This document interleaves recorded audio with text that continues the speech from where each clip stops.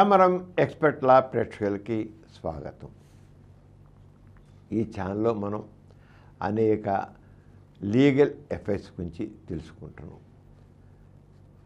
ప్రతి వాళ్ళకి ఈ న్యాయ సంబంధించిన సూత్రాల గురించి తెలియాలండి. తెలియకపోవడంలో చాలా ఇబ్బందులు పాలవుతున్నారు.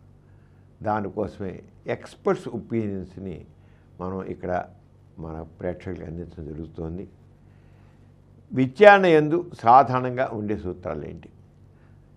మనం ఇదివరకు కూడా చెప్పుకున్నాం. ముద్దాయికి తాను ఒక అడ్వకేట్ తన తరపున బాధించడానికి అతను నేరస్తుగా నిల్చోబెట్టారు. అతను నేరారోపణ చేయబడ్డాయి.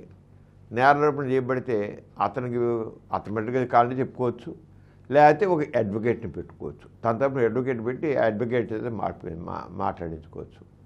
ఇతని తరపున ఇతన్ని అయిపోయించి ఏ తప్పు లేనట్లు ఏదంతా చేసి అతను చేసిన నేరారోపణలన్నీ కరెక్ట్ కాదని ఆ అడ్వకేట్ గారు చెప్తారు అవన్నీ. అలాగే తన తరపు తనకు అడ్వకేట్ పెట్టుకోవచ్చు. ఒకవేళ లేనప్పుడు మేజిస్ట్రేట్ అడుగుతాడు జిల్లా జడ్జి గారిని, నువ్వు నీ తరపు ఎవరిని పెట్టుకుంటావా, లేకపోతే ఎవరినైనా ప్రభుత్వం తరపున నీకు పెట్టమంటావా?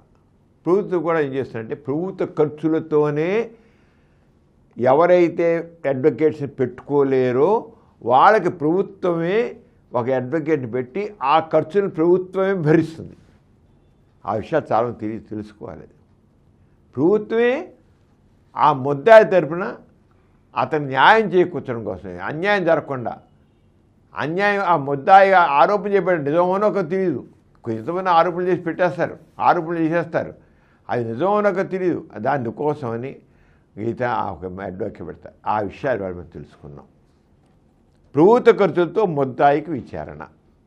జిల్లా జడ్జిలు కానీ మేజిస్ట్రేట్లు కానీ ఏ ముద్దాయి అయితే వారి పేదరికం వలన న్యాయవాదిని నిర్మించుకునే శక్తి లేకుండా హాజరుదురో వారి ప్రభుత్వం తరపున ఉచితంగా న్యాయవాదిని ఏర్పాటు చేయబడినని వివరిస్తారు.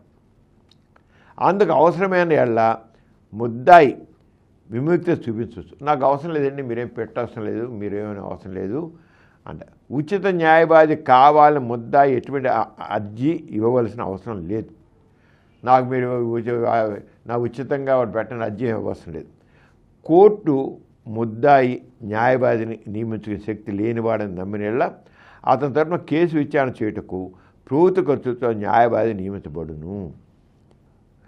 ఒకవేళ కోర్టు అర్జీ ఇవ్వాల్సిన అవసరం లేదు.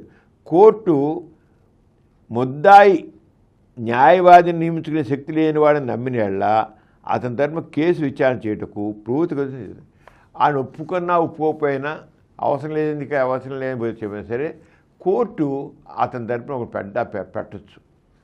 అతను అడగకపోయినా సరే ఏం చెప్పైనా సరే చేయొచ్చు. జిల్లా జడ్జి ప్యానల్ ద్వారా, ఒక ప్యానల్ ఉంటుందండి దీంట్లో, ఏది ప్రభుత్వతో ముద్దాయికి విచారణ చెప్పిన జిల్లా జడ్జి ప్యానల్ ద్వారా ముద్దాయికి ఎవరైతే పేదరికం వలన జిల్లా న్యాయస్థానం ఎదుట కేసు విచారణ జరిపించుకునే శక్తి లేకుండా ఉన్నారో వారి తరపున బాధలు వినిపించేందుకు గాను జిల్లా న్యాయస్థానం ముందు ప్రాక్టీస్ చేస్తున్న న్యాయవాదులను నియమించును. ఆ ప్యానల్ న్యాయవాదుల్ని స్టేట్ బ్రీఫ్ ప్యానల్ న్యాయవాదులుగా సంబోధిస్తారు. ఏమంటారు? ఫ్రీ వీళ్ళ తరపున ప్రభుత్వం తరపున ముద్దాయి తరపున మాట్లాడు. ప్రభుత్వం తరపున ముద్దాయి దగ్గర డబ్బులు ఏం పుచ్చుకోరు. అంచేత ప్రభుత్వం తరపున ముద్దాయి తరపున న్యాయవాదిగా ఉంటారు. వాళ్ళని ఏమంటారు? స్టేట్ బ్రీఫ్ ప్యానల్ న్యాయవాదిగా అంటారు. వీరు రెండు రకాలుగా ఉంటారండి. ఈ స్టేట్ బ్రీఫ్ ప్యానల్ న్యాయవాదులు రెండు రకాలు ఉంటారు. కేటగిరీ నెంబర్ 1 అడ్వకేటు బార్ అంటే అడ్వకేట్స్ అంతా ఉంటుంది కదా. అడ్వకేటు బార్ యందు 5 సంవత్సరాలు సీనియారిటీ కలిగి ఉండవలెను. ముద్దాయి తరపు వాదనలు వినిపించేందుకు, అదేవిధంగా అప్పటి వరకు డెత్ లేక జీవిత ఖైదు నేరం కలిగిన కేసులు లేదా సమస్యాత్మకమైన కేసులు లేదా చాలా పాపులర్ అయిన కేసులు చేసి ఉండవలను. ఎవరే కేటగిరీ 1 ఎవరంటే వాళ్ళు 5 సంవత్సరాలు బార్లో, అంటే అడ్వకేట్గా ఆ బార్ కౌన్సిల్లో 5 సంవత్సరాలు ఉండాలి. అలాగే అతను కొన్ని డెత్ సెంటెన్స్ వేసేటువంటి కేసులను వాదించి ఉండాలి. అలాగే అతనికి లేదా జీవిత ఖైదు కేసులను వాదించి ఉండాలి, లేదా సంవత్సరాల ప్రాబ్లమాటిక్ కేసులు చేసి ఉండాలి. వీళ్ళు కొద్ది సీనియర్ కేటగిరీ నెంబర్ 1 సిఐ వాళ్ళు దేంట్లో ఉన్న స్టేట్ బ్రీఫ్ ప్యానల్ దాంట్లో కేటగిరీ 1 వాళ్ళు. ఇక స్టేట్ బ్రీఫ్ ప్యానల్లో కేటగిరీ 2లో అడ్వకేటు బార్ కౌన్సిల్ యందు కనీసం 2 సంవత్సరాల సీనియారిటీ కలిగి ఉండాలి. ముద్దాయి తరపు వాదనలు వినిపించేందుకు, అదేవిధంగా అప్పటి వరకు కనీసం డెత్ లేక జీవిత ఖైదు నేర కేసులు మినహా ఇతర కేసులు చేసి ఉండాలి. వీళ్ళు 2వ తరగతి కొద్దిగా ఎక్కువ ఎక్స్పీరియన్స్ లేదు. మొదటి వాళ్ళకి బాగా ఎక్స్పీరియన్స్ ఉంటుంది. ఏది కేటగిరీ 1 పడితే బాగా ఎక్స్పీరియన్స్ ఉంటుంది. అంటే వాళ్ళు అలాంటి కేసులు, మర్డర్ కేసులు వాటిలో కేటగిరీ నెంబర్ 1 అని పెడతారు. అలా కూడా మామూలు కేసులు ఉంటాయి కదా, మామూలు కేసుల్లో కేటగిరీ 2 పర్సన్ వాళ్ళని అపాయింట్ చేశారు. అంచేత ఎవరికి ఏది పెట్టాలి మేజిస్ట్రేట్ గారు, జిల్లా జడ్జి గారు నిర్ణయిస్తారు. అడిషనల్ జిల్లా జడ్జీలు లేక వీళ్ళు ఈ చేయడం ఉంటుంది. ఇక ఎంతమంది అడ్వకేట్స్ నియమించాలి అన్నది కోర్టు నిర్ణయం తీసుకోండి. వీళ్ళకి ఒక్కోసారి అండి ఈ కోర్టులో ఒక ముద్దాయి తరపున ఒకళ్ళగా 2, 3, 4 అడ్వకేట్స్గా ఉంటారు. ఒక ముద్దాయి తరపున ఒక్కడే ఉండు, 2, 3 ఒక మిస్ అయితే 2 వాళ్ళనే దాన్ని కవర్ పాయింట్ చేస్తారు. అది ఎంతమంది అడ్వకేట్స్ని ఒక్కొక్కడికి ఎంతమంది నియమించాలి అన్నది కోర్టు నిర్ణయం తీసుకుని పన్ను. అంటే జడ్జి గారు నిర్ణయం తీసుకుంటారు, వీడికి ఒక అడ్వకేట్ పెట్టాలా, 2 పెట్టాలని. విచారణ కేసులో ఎక్కువ మంది ముద్దాయిలు అడ్వకేట్లు నియమించుకున్న సందర్భంలో అందరికీ ఒక అడ్వకేట్ డిఫెన్స్ అడ్వకేట్గా నియమించబడను. అయితే కేసు యొక్క స్వరూపాలు వివిధ రకాలుగా ఉన్న సమయంలో ఒక అడ్వకేట్ కాకుండా ఎక్కువ మంది అడ్వకేట్లు అవసరం కోర్టు భావించేలా ఆ విధంగా నిర్ణయం తీసుకునబడను. అడ్వకేట్కి కావాల్సిన సౌకర్యం కలిగించడం. మరి వీళ్ళు ముద్దాయిలను వాదిస్తున్నారు కదా, అంచేత గవర్నమెంటే వీళ్ళకి కొంత సౌకర్యం ఇస్తుంది. కోర్టు ముద్దాయితరు వాదనలు నియమించేందుకు గాను అడ్వకేట్ నియమించినప్పుడు అతనికి కావాల్సిన పేపర్లు, పత్రములు మరియు కేసు వాదన నిమిత్తము కేసు పూర్వాపరాలు తెలుసుకునే గాను తగిన సమయం ఇవ్వబడతాయి. వాళ్ళు తెలుసుకోవడానికి ఇన్ఫర్మేషన్ అంతా కూడా ఇవ్వడం జరుగుతుంది అడ్వకేట్కి. అడ్వకేట్ ఫీజు ఏంటి ఉంటుంది. ఇప్పుడు గవర్నమెంటే పే చేసాం కనుక ఫీజు ఎంత ఇస్తుంది వీళ్ళకి, ఈ లాయర్లకి మనం పెట్టుకుంటే ఎంత ఉంటుంది, వాళ్ళు గవర్నమెంట్ ఇస్తే ఎంత ఉంటుంది చూడండి. ఇలాగా ప్రతి అడ్వకేట్కు ఫీజు జిల్లా జడ్జి ద్వారా చెల్లింపబడును. అవి ఇలా ఉంటాయి. ముద్దాయిపై మోపబడిన నేరము డెత్ లేక జీవిత ఖైదు శిక్షా నేరం విచారణ సమయంలో రోజుకి 50 రూపాయలు. ఒకటి ఈ కేసు ఇతనికి డెత్ పెనాల్టీ మాన్సిస్ చేయాలి, లేకపోతే లైఫ్ ఇంప్రిజన్మెంట్ ఇవ్వాలి అని ఆ లెవెల్ కేసు అయినట్లయితే ఆ కేసుని వాదించే ఈ ప్యానల్ జడ్జికి రోజుకి అతని మీద కేసు విచారణ జరుగుతుంది, రోజుకి 50 రూపాయలు అడ్వకేట్ కూడా జరుగుతాడండి.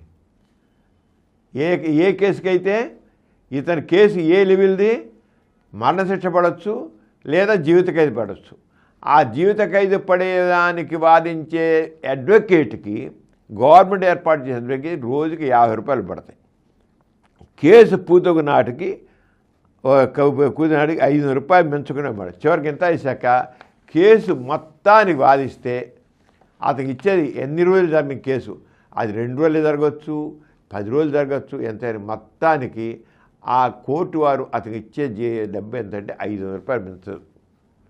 నువ్వు 5 రోజులే వారికి మాట్లాడు, 50 రోజులు మాట్లాడు, అతని తరపున నీకు ఇచ్చేది 500 రూపాయలు. 500 రూపాయల చొప్పున ఇవ్వడం జరుగుతుంది. ముద్దాయిపై మోపబడిన నేరము డెత్ లేక జీవిత ఖైదు శిక్షా నేరము మినహా విచారణ సమయంలో రోజుకు 20 రూపాయలు తక్కువ కాకుండా ఇవ్వండు. అలా కాకుండా ఇంతకుముందు మన నిజము అతను పెట్టిన నేరారోపణ లాంటిది ఆ ముద్దాయి మీద అతనికి డెత్ సెంటెన్స్ పడవచ్చు, లేకపోతే లైఫ్ ఇంప్రిజన్ పడవచ్చు అన్న కేసుల్లో రోజుకి 50 రూపాయలు ఇస్తారు ఇంటికి. అలాగే మామూలు సాధారణ కేసు అనుకోండి, ఆ సాధారణ కేసు వాదించినప్పుడు అప్పుడు రోజుకి 20 రూపాయలు పడతాయి, రోజుకి 20 రూపాయలు. కేసు పూర్తయిన నాటికి మొత్తం ఇచ్చేది 250 రూపాయలు ఇస్తారు. ఇంత 500కి 250 రూపాయలు. అడిషనల్ జిల్లా జడ్జీలు లేక అసిస్టెంట్ జడ్జీలు, మేజిస్ట్రేట్లు ఇతర పనులు ఎందు దూరంగా నెల సమయంలో సబ్ రూల్ ప్రకారం వర్తిస్తాయి. ఇలా ఇది కాకుండా కొంతమందికి అందరి మీద ఒకటే నేరం మోపబడుతుంది. వీళ్ళందరూ కలిసి కొట్టారండి అంటారు. XYZ వీళ్ళందరూ మొత్తం కలిసి కొట్టారంటారు.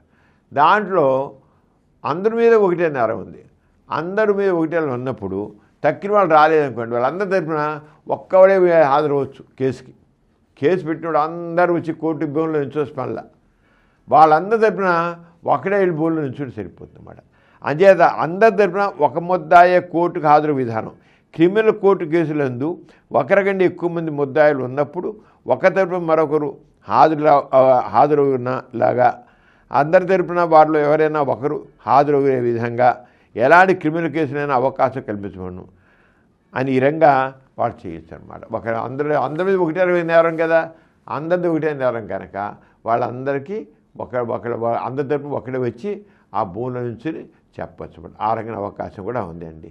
ఈ రంగా కోర్టు కేసు నుంచి రకరకాల విషయాలు కామన్ మ్యాన్కి మనం తెలియజేస్తాం. అవగాహన కోసం నేను అసలు కానీ కాంటే ఇంకా అడ్వకేట్ అడిగి మనం తెలుసుకోవాలనుకోండి, అవగాహన కలిగించకూడదు. ఎందుకంటే ఈ లా గురించి తప్పకుండా తెలియాలి.